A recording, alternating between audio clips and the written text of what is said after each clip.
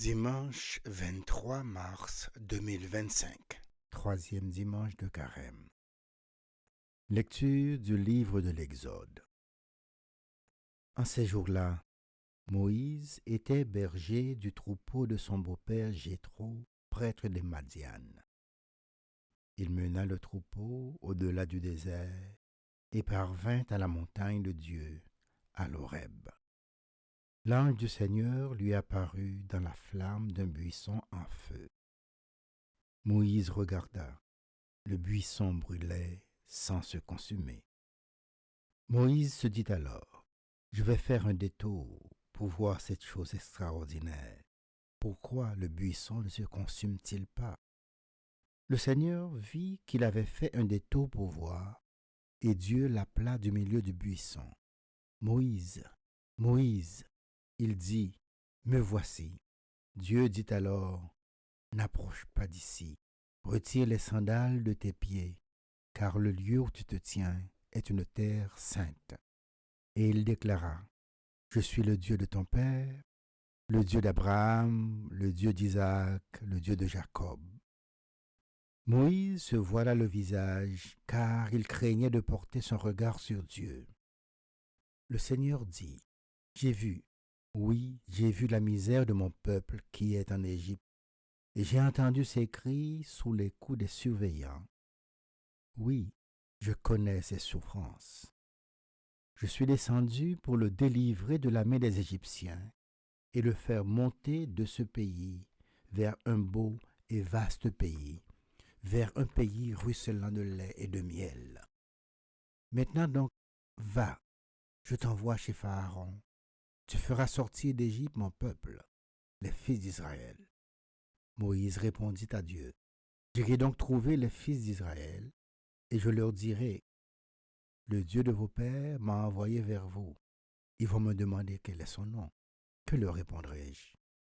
Dieu dit à Moïse, je suis qui je suis. Tu parleras ainsi aux fils d'Israël. Celui qui m'a envoyé vers vous, c'est je suis. Dieu dit encore à Moïse, tu parleras ainsi aux fils d'Israël. Celui qui m'a envoyé vers vous, c'est le Seigneur, le Dieu de vos pères, le Dieu d'Abraham, le Dieu d'Isaac, le Dieu de Jacob. C'est là mon nom pour toujours. C'est par lui que vous ferez mémoire de moi, d'âge en âge. Parole du Seigneur.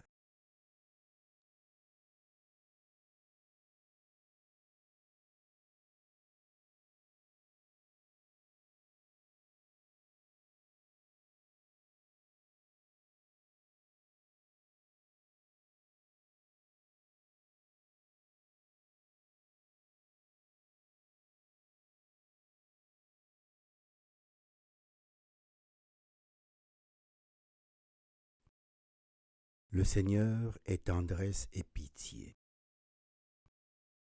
Bénis le Seigneur, ô mon âme. Bénis son nom très saint, tout mon être. Bénis le Seigneur, ô mon âme. N'oublie aucun de ses bienfaits.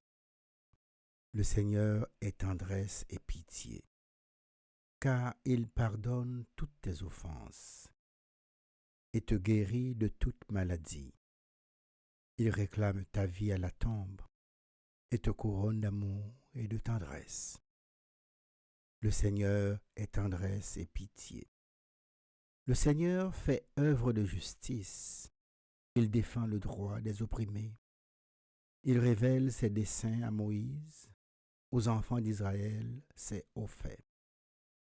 Le Seigneur est tendresse et pitié.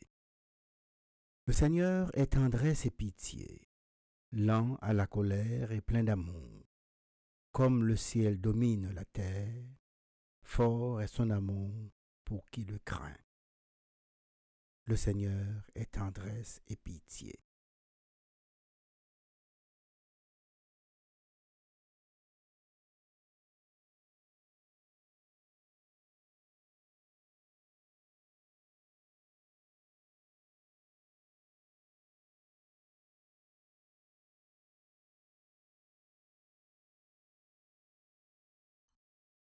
Lecture de la première lettre de Saint Paul apôtre aux Corinthiens. Frères et sœurs, je ne voudrais pas vous laisser ignorer que lors de sa sortie d'Égypte, nos pères étaient tous sous la protection de la nuée et que tous ont passé à travers la mer. Tous, ils ont été unis à Moïse par un baptême dans la nuée et dans la mer. Tous, ils ont mangé la même nourriture spirituelle. Tous, ils ont bu la même boisson spirituelle, car ils buvaient à un rocher spirituel qui les suivait, et ce rocher, c'était le Christ. Cependant, la plupart n'ont pas su plaire à Dieu. Leurs ossements, en effet, jonchèrent le désert. Ces événements devaient nous servir d'exemple pour nous empêcher de désirer ce qui est mal, comme l'ont fait ces gens-là. Cessez de récriminer comme l'ont fait certains d'entre eux. Ils ont été exterminés. Ce qui leur est arrivé devait servir d'exemple, et l'Écriture l'a raconté pour nous avertir, nous qui nous trouvons à la fin des temps. Ainsi donc, celui qui se croit solide, qu'il fasse attention à ne pas tomber. Parole du Seigneur.